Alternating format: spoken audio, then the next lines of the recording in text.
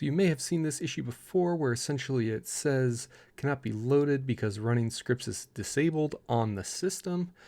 So what we're going to have to do is open up a PowerShell prompt to resolve this. When you open up the PowerShell prompt, make sure to run it as administrator. And then when the UAC prompt arrives, accept it. Now what we're going to do is we are going to type in this command. I will link it down below, and I will also put it in the blog link. That way you can easily copy and paste it. And we're going to type in get-execution-policy. And we can see that that tells us it is restricted currently. So now we're going to type in set-execution-policy, unrestricted.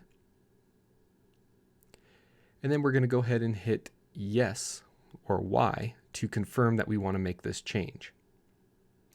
Keep in mind while doing this that you are going to allow other scripts to run. So if you download a lot of files on your computer and one of those has malware, that could actually impact you in a negative way.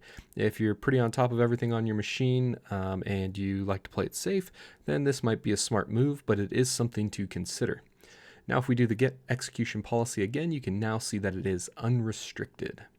So if we go back to our Visual Studio Code and we use the command line, we will now see that we are able to run the command because the execution policy is now set to unrestricted. Boom, we see the Nodemon version. And we can also confirm that we are able to get our server up and running.